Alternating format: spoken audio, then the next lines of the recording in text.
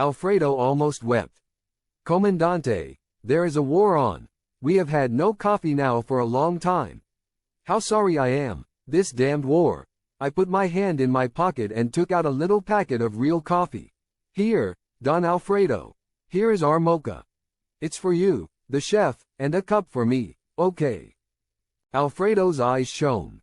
Shortly after, he invited me into the Holy of Holies, to the chef in his kitchen. There, the three of us sat at the chef's table and enjoyed the mocha. An honor for me to sit with the chef in person. I was not allowed to pay, but had to be entered in the Golden Visitors Book, where my name now stood modestly beside that of so many prominent people.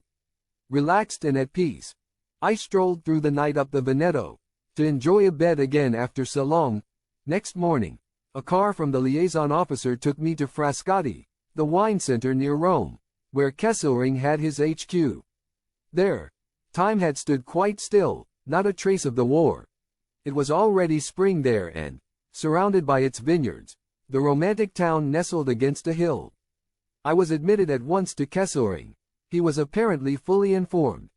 He was a charming man of medium height with warm and sympathetic eyes. We respected him as he was the only high commander to come to Africa.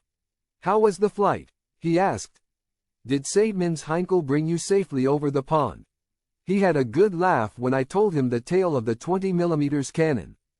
I have not much hope of getting our plan through with Hitler, but we must try it, with the further signatures of Schmundt and Guderian. You can still fly to Berlin today, by courier plane. Every day counts. Good luck. And he shook my hand. Still in my dusty, faded tropical uniform, I landed in Berlin, after sending off a report to von Amim from Frascati.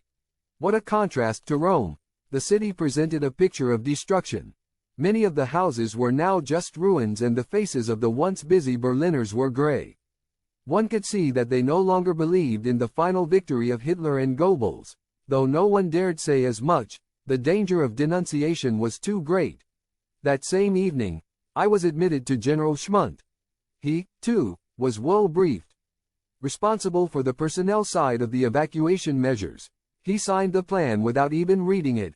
Next morning, I was with Colonel General Guderian, the newly appointed Chief of the General Staff of the Army. I had not seen him since the beginning of the war.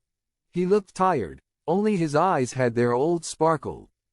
Look, I am glad to see one of the old hands of the Panzer Force again, alive and well.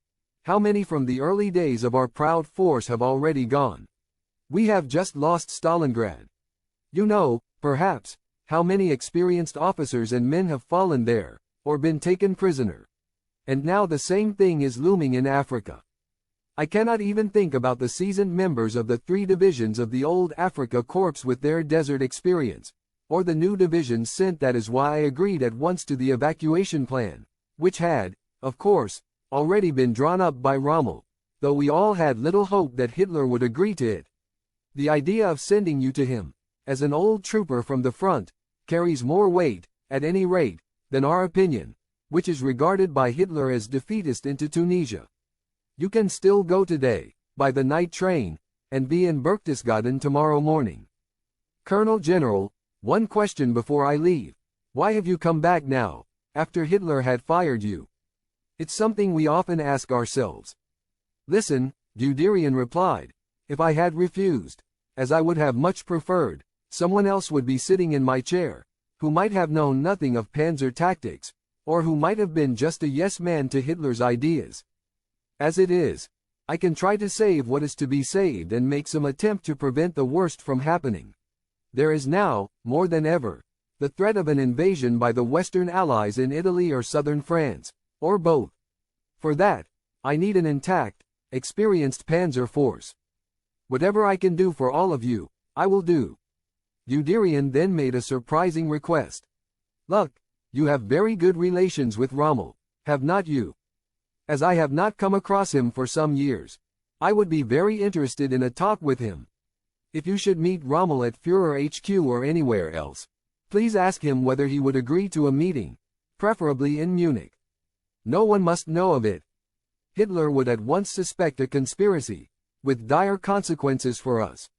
You have caught my meaning. Of course, Colonel General. I will do what I cannot let you know. With his winning smile, he dismissed me. Once again, I sent off a radio message to von Arnim and told him I would be visiting HQ the next day. Through a long night, I rolled south in a sleeping, undisturbed by air raids. The first person I met in Berchtesgaden was Lieutenant Colonel von Bonin, whom I had last seen on New Year's Eve 1942, when he accompanied Rommel to my command post in the desert. "What are you doing here?" he greeted me. "I thought you were fighting your last battle in Tunisia." In confidence, I put him in the picture about my mission and asked through or via whom I could best get to make my plea to Hitler. "My friend," he replied, "we were not on the battlefield here. Here even Rommel has no say. Here, bureaucracy rules. That means you must first go to the officer in charge, Africa, a certain Colonel X, who will then announce you to Colonel General Jody. He will get the okay from Field Marshal Keitel as to whether and when you will be allowed in to see the Führer. Come, as a start, I will take you to the first link in the chain of command. But from 12:30 to 1400 hours there is the midday break, when no one at all can be seen. That's the way things are.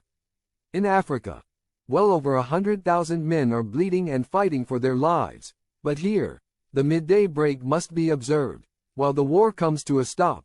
Colonel X received me in very friendly fashion. I stated my business and asked to be announced at once to Jody. "Listen, my friend, you can forget about the evacuation plan. The North African theater of war has already been virtually written off. We are still trying, of course, to send over as much materiel as possible, to continue the struggle, but we have no great hopes. Be glad that you are out of the mess. Your mother will be thankful to see you again safe and sound." I was shocked. It was as easy as that. Apparently, the theater of war was simply written off. "Have you any idea," I replied somewhat sharply, "how things look down there, what we have been through, and that we are only losing the war because we have never received adequate supplies? Please arrange an appointment for me with Colonel General Jody for this afternoon." It was fixed for 3 o'clock. Over a meal in the bare mess, Bonin gave me Rommel's address and telephone number. Whatever happened, I wanted to tell him of the outcome. Then, with my large envelope, I was standing before Jody. We knew he was an experienced staff officer, but we frontline troops did not like him, as he was such a toady to Hitler. I explained my mission to him and why von Arnim had chosen me as intermediary. "Things look very bad, Colonel General," I began. "We were no longer equal to the pressure of the British and the Americans. The RAF, in particular, hinders almost all our movements, except when it's raining. The long front from Gabes to Tunis cannot anywhere near be covered by us. To prevent a disaster, as many men as possible should be evacuated at once, to be available on fronts where the Western Allies are sure to land. For this purpose, I have an evacuation plan to deliver which has been carefully worked out by Rommel and von Arnim and countersigned by Kesselring, Guderian, and Schmidt." With that, I handed him the envelope. "I have been sent here," I went on, "as an insignificant field officer in the hope that this would make some impression on the Führer." Jody looked at me for a long time, without opening the envelope. "Listen, Luck," he finally said, "there is absolutely no question of evacuating elements of the Africa Army, or of considering a German Dunkirk, as you call it. The Führer is not ready to think of retreat. We won't even let you see him personally. He would have a fit of rage and throw you out. Besides, we were glad to have the Führer on the political tack for a few days, as he is just having a state visit by Antonescu of Romania." Without pausing, Jody took my arm and led me to a huge campaign map that covered one whole wall. "Here, you can see the front in Russia, when we were about to lose Stalingrad. What do you think about Stalingrad? Colonel General, we have so much trouble with our own theater of war, that we have no time to concern ourselves with Stalingrad. We merely ask ourselves whether it is necessary to abandon 200,000 battle-tried men to their fate. The word Stalingrad is, for us, a provocation, as we fear a similar fate, unless an attempt is made to save what is left to save." Jody was silent. After a short pause he gave me his hand. "I can understand you all, but your mission is of no avail. Inform von Arnim to that effect. When I left Jody, I saw in his eyes a helpless sympathy for the Africa Army. Deeply disappointed, I went to the radio office and sent off my message to von Arnim. Not admitted to Führer. Plan rejected by Jody. Flying back to Rome and from there to Tunisia. I reported my departure to Colonel X and met Bonin once more. Please tell Rommel about the failure of my mission. I will try to fly back to Africa. If that proves impossible, I will get in touch with Rommel. I told him. There was nothing more to keep me in Germany. I wanted to be with my men. In Rome, I was told by the German liaison officer that strict orders were in force to allow no further personnel to fly to Africa. Only supplies were to be flown to Tunis within the bounds of what was still possible. I did not give up hope, however, of being able to get across. I stayed for the time being in Rome and was at the liaison office every day. The daily news from the front was alarming. The Marathi position had been lost, but the remains of the Africa Army were still holding out at Gabes and the 5th Panzer Army west and southwest of Tunis. The Americans failed to push into the huge gap between the two armies, and thus separate them from each other. In the first half of April, it would still have been possible to move a large part of the troops to Sicily via the Cape Bon Peninsula and from north of Tunis. Earmarked for this were all the Junkers 52s anti-Ju that were flying in supplies and flying out empty, torpedo boats and the famous Seabull ferries, large flat ferries that were driven by old aircraft engines. But, apart from the wounded, no one was allowed to leave Tunisia. One day in April, I met with General Gauss in Rome. He had been sent to the Commando Supremo. I believe von Arnim wanted to save this seasoned general staff officer for Rommel and General Bayerlein, who was very ill. By the end of April, the front in the south was on the point of collapse.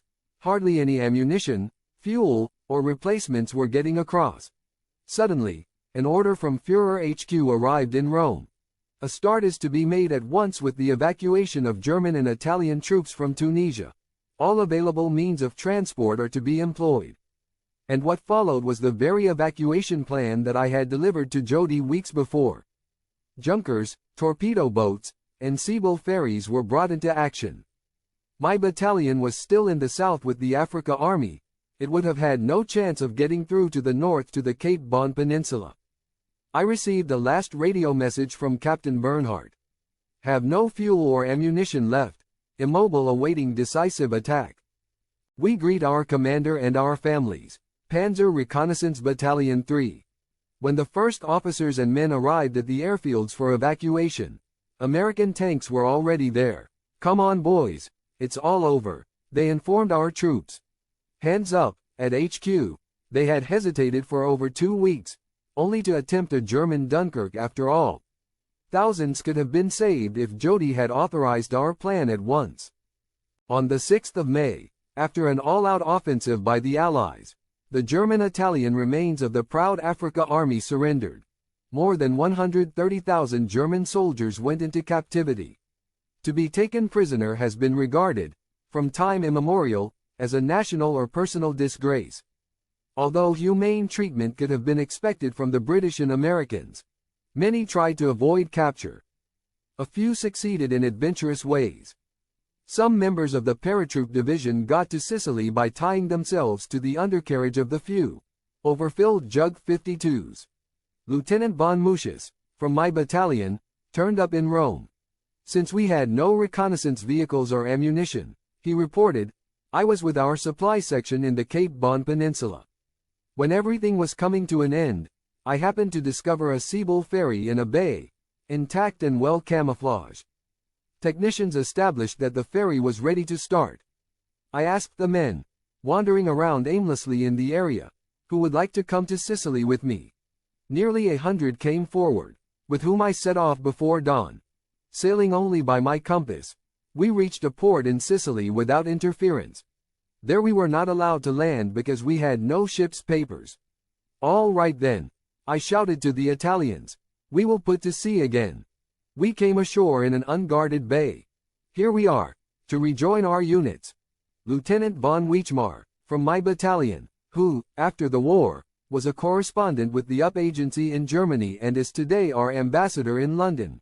Years later, gave an account of his fate. During the final days, I was in action in the north. After the surrender, I cleared off with another officer and found an American jeep, in which we tried to get through to Morocco. We had gotten no further than Algeria, when we were discovered by the AMIS and taken prisoner as we were trying to organize some fuel. Like almost all German prisoners, we were shipped to the USA, where I ended up in a POW camp in Trinidad, Colorado, and was well treated. Although, at the time, I much regretted falling into captivity, in retrospect, it may have saved my life. Winfried von Street. Paul, the nephew of a good friend of mine, was transferred to my battalion at the end of 1942, at my request, and saw action with the successful Molinari patrol. Long after the war, I met him again in Hamburg. He told me of the last days of my battalion. Once, when we were still operating in the south of Tunisia, our patrol just managed to escape the British, though they did capture our little workshop vehicle. Next day, the vehicle turned up again. The crew reported that the British commander had said, "We really cannot leave you in the desert without spare parts or water. Here is some water, get back to your battalion." This was more evidence of fairness in this theater of war. When you flew to Germany, Street. Paul told me, Captain Bernhardt took command. At the beginning of May 1943, we were still fighting in the southern sector. The battalion still had 90 men in action, but no scout cars and only a little fuel when, on the 9th of May, we had to surrender. The British officer, who took us prisoner, went up to Bernhardt and said, "It's an honor for us to capture you in Reconnaissance Battalion 3. Please keep your pistol. Is there anything we can do for you? Please do not make us walk to Tunis," replied Bernhardt. We were tired. At that, British trucks were organized, which took us to the prison camp, past prisoners marching on foot, including a general, from Constantine Street. Paul went on, "We were taken by train to Casablanca, guarded by Americans with wooden truncheons. We are not dogs," we called out to them. "Put the truncheons away." From then on, we were well treated and came into conversation with the guards. As we traveled west, we passed huge dumps of fuel and ammunition, as large as football fields. Our opinion was unanimous. With all this materiel, we never had a chance of winning the war. In the POW camp at Opelika, Alabama, in the States, we were treated really well, until we were discharged at the beginning of April 1946, unfortunately, to England, where it was another year before we were sent home. All the accounts that I heard, some still in Rome, others long after the war, traced the sad end of a merciless, but always fair, war in North Africa. While everyone in Rome was already speculating about whether and where the Allies would land in Italy, the African chapter had also ended for me. My thoughts went out to my brave men across the sea, for whom the war had ended for good.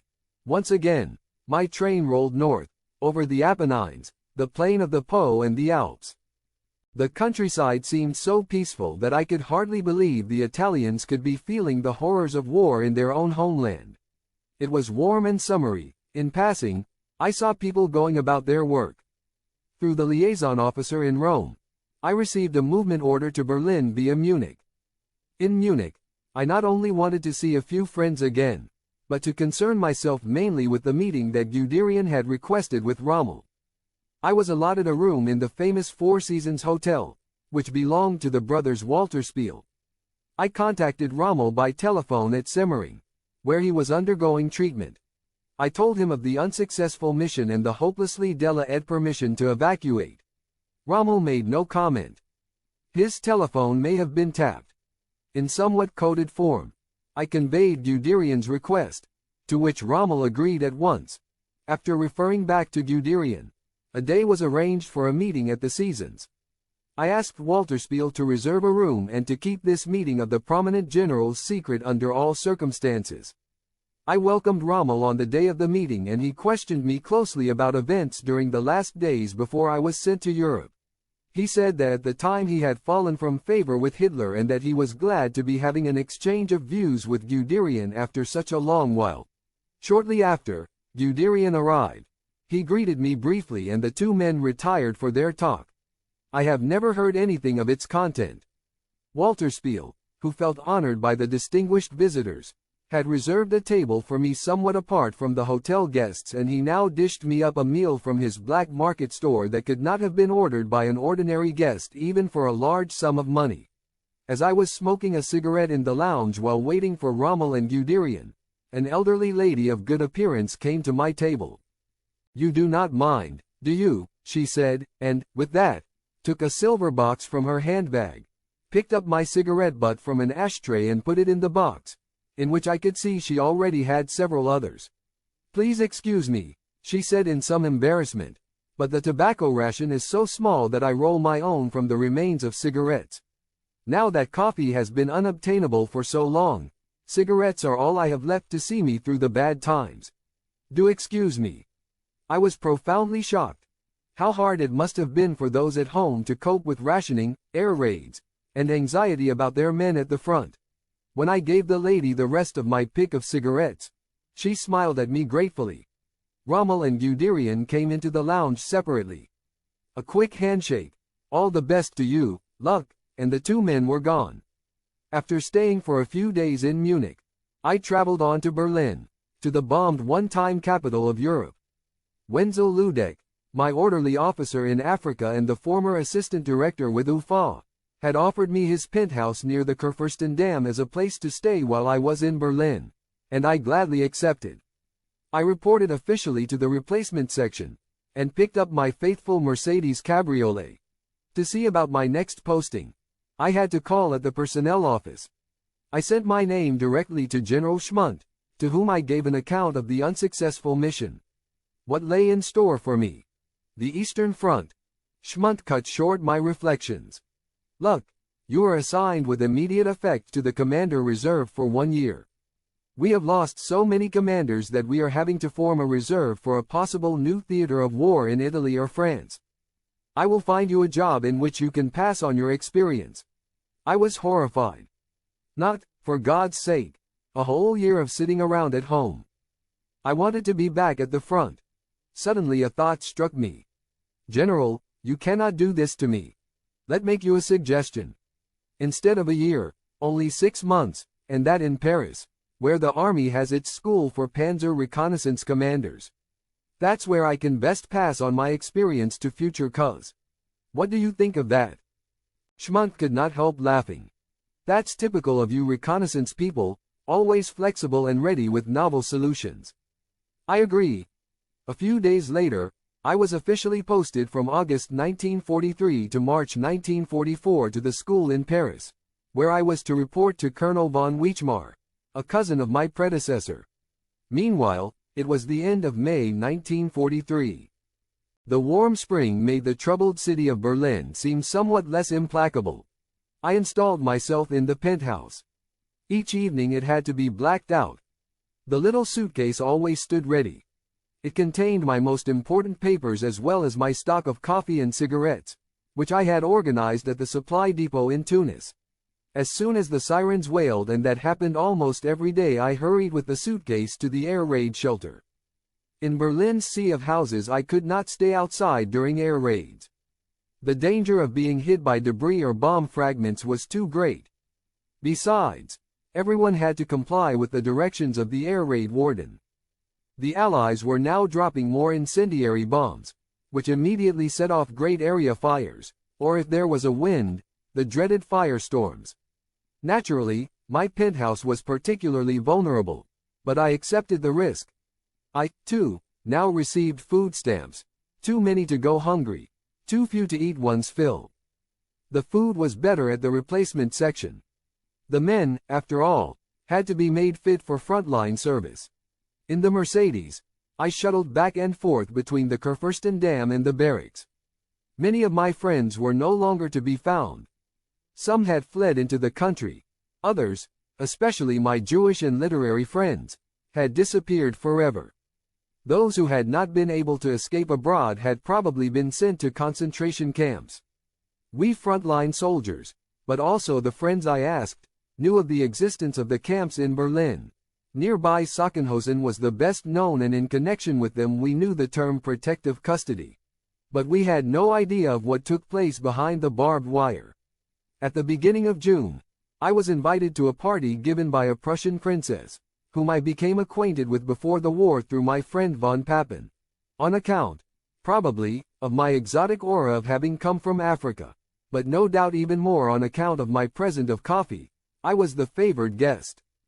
There I met Dagmar, the daughter of the proprietor of Europe's biggest tree nursery. She was celebrating her 21st birthday. We clicked at once. I invited her for a meal the next day. There she told me right at the start, so that you know where you are, that she was classified as 1/8 Jewish and enjoyed Aryan rights. Her mother, one of the most elegant women of Berlin, was 1/4 Jewish. It was macabre how bureaucratically the Jewish question was treated in Germany. I met Dagmar's parents, both cosmopolitans. Like Dagmar spoke fluent English and French. We saw each other as often as we could. Dagmar slowly lost her aversion to all things military, which she regarded, along with party functionaries, as the quintessence of the power of the Third Reich. I thought of engagement, but also of my resolution not to form a close tie, in the interests of both, before the end of the war. I did promise, however, to bring her to Paris for the duration of my teaching job. I wanted to get her away from the confinement of Berlin and the danger of air raids, and to know that she was no longer exposed to what were often abusive remarks about her own status. At the end of June, I took some leave to visit friends in Hamburg and to see my mother and sister in Flensburg. My friend, Booz, lived outside Hamburg, not far from Friedrichsruh, where Bismarck lived in his retirement. During the night, before I was to go to Flensburg, Hamburg had its worst air raid of the war. Whole blocks collapsed. Losses among the civilian population were enormous. From Boos Garden, we could see Hamburg on fire. In the early hours of the morning, thousands of refugees arrived in the suburbs on foot, many of them with phosphorus burns. I can still see those poor people today. Some had escaped with their bare lives. They were given shelter in emergency reception camps. Now I understood why all the wounded wanted to get back to the front as fast as possible. There they could play an active part in determining events, whereas the civilian population was condemned to passivity. Flensburg, although a naval base, had so far been spared. Our large apartment had been requisitioned for refugees, except for 2 rooms. My sister had been called up and posted to the commander in Holland. My mother carried on a lively barter trade with farmers we had known earlier, for valuable objects d'art, which my father had brought back from the Far East. She obtained butter and meat. In this way, she was able to supplement the meager ration from stamps. Being an older woman, she was unable to make a contribution to the war effort and thus received no priority cards. Although it pained me, I nevertheless encouraged her to go on bartering, and at the same time promised to send her, from France, anything that might be useful to her. I admired my mother, who bore with courage not only the death of my stepfather, but also the war service of her 3 children. We spent some happy hours together and I tried to comfort her. The coffee I had brought helped her along in the weeks that followed. Back in Berlin, the days and weeks went by. At the replacement section, I gave talks on my experiences in the different theaters of war to young soldiers who had just been called up. Dagmar's mother, who did not have an Aryan identity card but was tolerated as the wife of a prominent man, had used a trip to friends in Switzerland to get away. To stay longer in Berlin had seemed to her too risky. With Dagmar and a few friends, I celebrated my 32nd birthday, for which Baron von Bosselager sent me some bottles of champagne and cognac from my sunken hoard. Would it be my last? At all events, the last at home.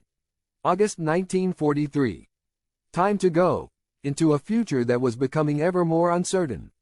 Parting from Dagmar was harder than I had expected. I will get you to Paris one way or another, you can count on that. With a movement order for myself and the Mercedes, I turned my back on Berlin. My personal belongings from Ludeck's penthouse had been handed over to Dagmar, who stored them at the nursery outside Berlin. 2 weeks later the penthouse was destroyed by an incendiary bomb. After a stop at the Bosselagers near Bonn, I arrived in Paris and reported to Booby von Weichmar, the commander of the Panzer Reconnaissance School. Then on to local HQ, to the city commander, General von Boinberg, who, in Russia, had commanded the Brigade of Grenadier in our 7th Panzer Division. I am delighted to see you alive and well, my dear Luck. I expect you would like an apartment near your school at the Invalides. Yes, General, I would. I would also be glad of a driving permit for my Mercedes, which gave such good service during my months in Russia. I was allotted a wonderful penthouse in the Rue Bixio with a view over the whole of Paris. It belonged to a Swiss businessman who had gone home and put his apartment at the disposal of the military command, including a chambermaid, who lived in. For her it became a memorable time, as I was able to keep her supplied with foodstuffs that were no longer obtainable in Paris. The first 4-week course began. Between courses, there was a week's pause to assess the previous course. In one of these courses, my friend Franz von Papep turned up, who, till then, had been in action on the Eastern Front. In another, de Maizière, later a general in the Bundeswehr, and Major Waldo, later a commander in my Panzer Division. I made contact with J. B. Morel and Clement Duhor, who were overjoyed to see me again, safe and sound. They had no doubts that the Western Allies would land somewhere in France. Hans, you won't hold out.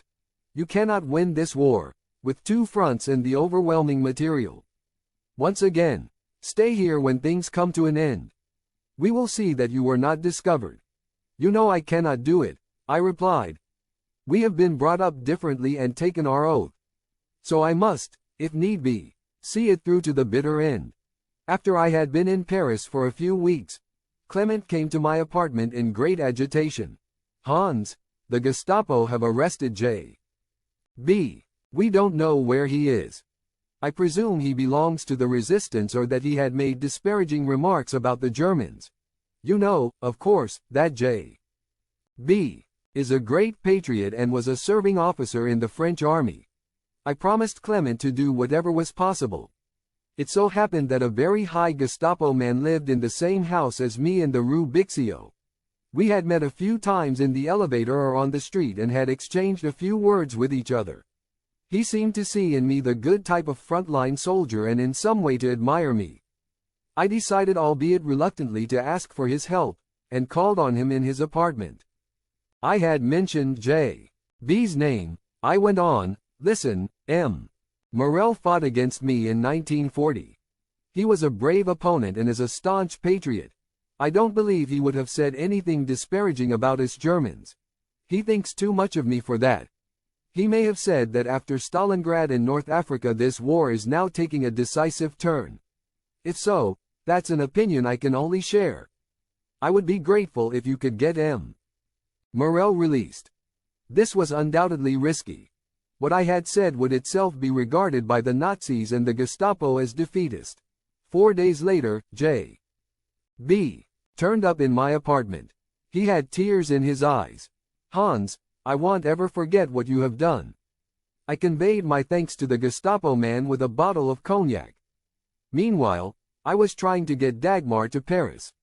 I was told at HQ that this would be simple if she could show that she had a job with a French firm doing work for the German occupation. Near the Champs-Élysées, I found a firm that was converting trucks to wood-burning fuel had long since been scarce. They were glad to have Dagmar as an interpreter. Through the military command, I obtained a residence and work permit for Dagmar and wrote to tell her, full of joy. But my letter crossed with bad news. The Gestapo had picked up her father. He was supposed to have made disparaging remarks about Hitler. I was appalled. This proud and conservative man would never be able to stand it. After my success with the Gestapo in the case of J. B., I had to try to get him out. I received permission from Weichmar, to whom I outlined the situation, to take 4 days leave in Berlin between courses. A week later the chance came. With the necessary movement order and a driver from the school, I drove non-stop the 1,000 kilometers and more from Paris to Berlin. I was equipped with a note from the city commander requesting all service stations of the SS and Gestapo to assist me as a frontline soldier. The reunion with Dagmar was overshadowed by events. She loved her father dearly and being 1/8 Jewish. Moreover, she was certainly no supporter of the Third Reich. But she bore her fate with composure. Although she placed little hope in my mission, she was grateful nonetheless that at least something was being done. Next morning, we drove in my Mercedes to Sachsenhausen. My uniform, I was still in tropical dress. My decorations, and the note from Boinberg did not fail to impress. The camp commandant himself came to the guard room. Dagmar was not allowed into the camp. So I took the big parcel of foodstuffs and was conducted to the visiting room. As we went, the commandant assured me, "We too on the home front are doing our great part for victory." It sounded like a sneer. I refrained from comment. I was, after all, trying to get Dagmar's father out of there. And then he was brought in, a shadow of his former self, his eyes full of fear. What had those few weeks done to a healthy, upright man? "How are you?" A superfluous question on my part. "Dagmar is in the guard room. She was not allowed in, but sends you a big hug." What could I talk to Dagmar's father about? An SS man was sitting in the Comer and could hear every word, and was probably meant to. "I have brought you a parcel of food, coffee, and cigarettes, which your daughter has packed for you. I have an appointment tomorrow with Kaltenbrunner." Kaltenbrunner was head of the Gestapo. At any rate, the second most powerful man after Himmler, the head of all SS units and organizations.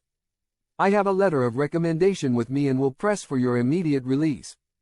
I could see from his reaction that he had no great hope. "Thank you for coming here, specially from Paris. Give my love to my daughter. I wish you both all the best. May you be very happy." He got to his feet, for the guard had indicated that our time was up. We shook hands. "Chin up, I will get you out of here." A last wave, and with tired steps this upright German left the room. Next morning, I went to SS head office and was admitted at once to Kaltenbrunner. By rank, he must have been a general. I am delighted to be able to greet a highly decorated officer from the front. Like you on active service, we here on the home front are putting in a superhuman effort to achieve the final victory. The usual blabber, I could hardly bear it any more.